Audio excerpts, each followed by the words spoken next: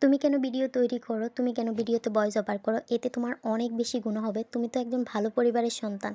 তাহলে তুমি কেন খারাপের খাতায় নাম লিখাইতেছো? যারা ভিডিও তৈরি করে তাদের কখনো ভালো ঘরে বিয়ে হয় না। তারা সবসময় উচ্ছৃঙ্খল এবং বেয়াদব হয়ে থাকে। গাইস, এগুলো আমার কথা না, আমার কিছু আত্মীয়স্বজনের কথা। তারা আমার ভিডিও দেখে ভালো কথা, আমার ভিডিওর কমেন্ট বক্স হয়তোবা তাদের চোখে পড়ে নাই। তো আজকে ভালো করে দেখে নিবেন কোন দিক দিয়ে কমেন্ট বক্স আছে, দেখে আমাকে কমেন্ট করে জানাবেন। আপনাদের মন্তব্যের রিপ্লাই আমি অবশ্যই করব। অহেতুক আমার পরিবারের কাছে আসি ব্যয় ব্যয় করে নিয়ে ছাগলের ৩ নাম্বার পরিচয় দিয়েন না, বুঝতে পারছেন? তো আপনাদের এসব নোংরা মন মানসিকতার মানুষগুলোকে আমি ইগনোর করার চেষ্টা করি। অহেতুক অন্যের পিছনে লেগে না থেকে নিজের সময়টাকে নিজে কাজে লাগান, ইনশাআল্লাহ ভালো কিছু করতে পারবেন। আর আমার পরিবারের কাছে যে কান পড়াটা দেন না, তাদের কোনো লাভ নেই। কারণ আমার পরিবারের সকল সদস্য জানে আমি ভিডিও তৈরি করি। তাতে আমার পরিবারের কোনো সমস্যা নেই। কারণ তারা দেখতেছে আমি এভাবে খুশি আছি, তাই তাদের কিচ্ছু বলার নেই। আর এমনও না যে আমি খারাপ কিছু করতেছি, তাই না? তাহলে অহেতুক আপনাদের জ্বলন ধরার তো কোনো কারণ নেই। আপনারা যে জ্ঞানগুলো দেন না, এতে আমার কিচ্ছু যায় আসে না। আপনাদের এসব জ্ঞান আমি মস্তিষ্কেও রাখি না। আমি এক কান দিয়ে ঢুকাই অন্য কান দিয়ে বাইর করে ফেলে দিই, বুঝতে পারছেন?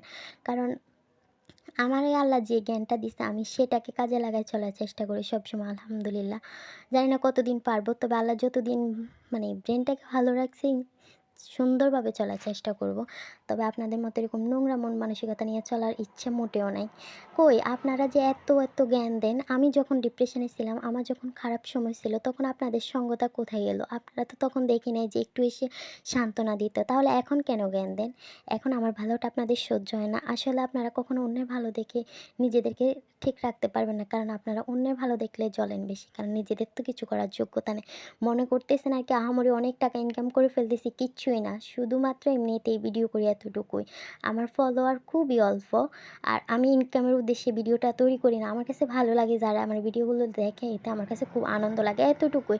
কিন্তু আপনাদের এরকম জ্বলন দেখে আমার তো এখন খুবই হাসি পায়। কারণ আপনারা যে আমার মতো এরকম ছোট মানুষকে দেখেও জ্বলেন, সেটার প্রমাণ আমি নিজেই পাইলাম। থাক, ভালো হইছে একদিক দিয়ে। তো আমি বলব কি, আপনাদের চরকায় আপনারা তেল দেন। হয়তো নিজের চরকায় না দিয়ে অন্যের চরকায় তেল দিতে যান না। তাহলে এতে খারাপ হবে। আর আপনারা যারা বলেন পরিবারে বড় সন্তান হওয়া সত্ত্বেও আমি যেহেতু উচ্ছৃঙ্খলের খাতায় নাম লিখেছি, সেক্ষেত্রে আমার ছোট ভাই-বোনেরাও এমন করবে। তার চাইতে বেশি উচ্ছৃঙ্খল হতে পারে। হ্যাঁ, এটা হয়তোবা ভাগ্যদোষে বা অন্য কারণে হতে পারে। সেটা যে আমার কারণে হবে তা তো না। কারণ হচ্ছে কি, আপনাদের মতো কিছু বাবা-মা কি করে? ছোটদের সামনে বড়দেরকে বলে, "বড়রা সবসময় গাধা হয়, গাধার মতো থাকতে হয়।" এই কথাটাই কিন্তু ছোট ভাই-বোনের মাথায় সেট করে রাখে। বড় হওয়ার পর এটাকেই প্রয়োগ করে তারা। ওই যে বলছেন গাধার মতো হয়, তো ছোটরা কিন্তু বড় ভাই-বোনদেরকে গাধার মতোই ব্যবহার করতে শিখে যায়। বুঝছেন? তো তাদেরকে গাধার মতোই ব্যবহার করে। আপনি দেখবেন অধিকাংশ পরিবারের মধ্যে কি করে? বড় সন্তানদের কোনো নাম থাকে না। তারা যদি পরিবারের জন্য জীবনটাও দিয়ে দেয়, তারপরে বলবে কি করছে সংসারের জন্য, কি করছে পরিবারের জন্য। সব তো মেজো ছেলে, ছোট ছেলে বা মেজো মেয়ে, ছোট মেয়েই করছে। এটা কেন হচ্ছে? কারণ আপনাদের মতো এরকম নোংরা কিছু অভিভাবকদের কারণে আরকি এরকম চিন্তাভাবনা তৈরি হয় এবং এটা থেকে পরিবারে অশান্তির সৃষ্টি হয়।